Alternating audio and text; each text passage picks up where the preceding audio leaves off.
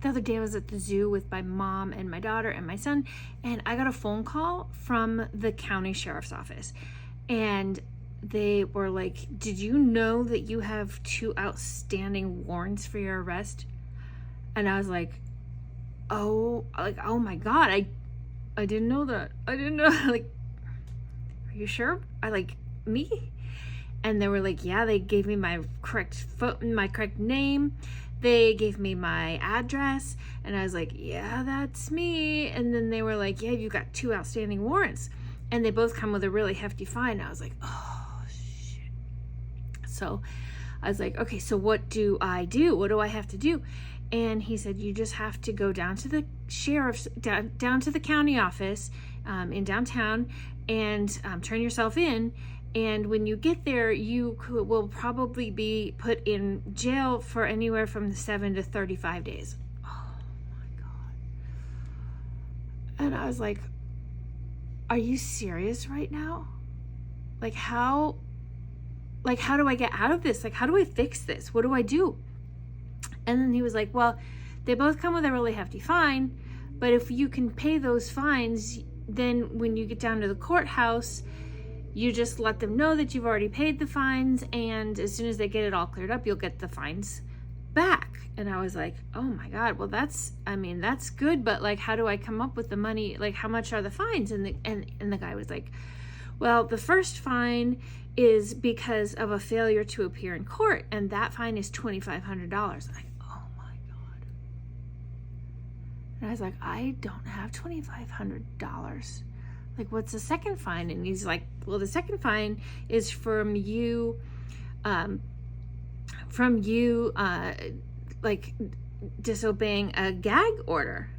And I was like, I didn't even know I had a gag order. Like, oh my God, was that from my ex? Like, did my ex put a gag order on me for some reason?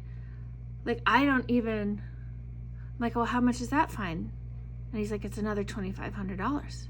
I'm like, oh my God. Like, I don't have $5,000 just sitting around. And he was like, well, if you don't have the $5,000, you can always just go down to the county courthouse and they'll put you in jail so you can come up with the money. And I was like, I just don't, there's no way I can come up with $5,000. And he's like, well, maybe I can make that a little bit less expensive for you because you've been a good, fine, upstanding, law-abiding citizen. How much money do you have? And I said, well, I have like all the money to my name. I have like $1,200, but I'm supposed to use 1,000 of that to pay my rent next week. That only leaves me $200, and I was going to need that for groceries. And he's like, well, let me see what I can do. Maybe we can get this settled for $1,200. And I was like, but I also need that money for rent and food. And he's like, well, let me just see what I can do. So then he comes back, he goes, okay, here's what we can do. I'm gonna need you to get to your car and drive down to your local bank. And I was like, I'm nowhere near my car. Like, I'm out with my family for the day. Like, I'm nowhere near my car. Like, oh, you're not at your apartment? And I was like, no, I'm not. And you're not at a place of work? Like, no, I'm out with my family. And so he goes, well, I'm going to need you to get to your car, and I need you to drive down to your bank, and I'm going to need you to transfer those funds, the $1,200, using either Venmo or Cash App. And he gave me a couple of other options. And then I was like, oh my God, hold on a second. Oh, shit. I told you not to touch. Oh, God. Hold on, sorry, I gotta take care of this. Like, I'm at the museum with my family, and my kid is like touching shit. Okay, hold on. Just don't go anywhere. I'll be right back. I told you not to touch stuff. Oh my God. And then I put my phone in my pocket for like 5 minutes. And then I came back on, and then I was said to him,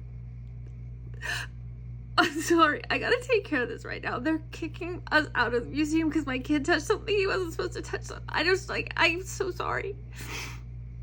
Like, you'll have to, I don't know what to do. I don't know what to do. And he's like, ma'am, are you okay? Are you okay? Is there anything that I can do for you? And I was like, no, just give me a second. I got to take care of this.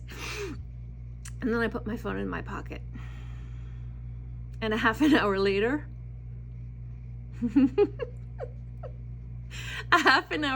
he finally hung up. And then he tried to call me back like 20 times.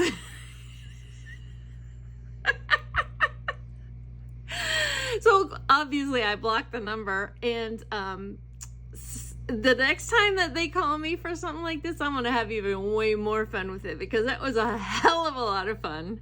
And I just prevented somebody else from getting scammed. So on the other hand, if I end up in jail, y'all know where to find me.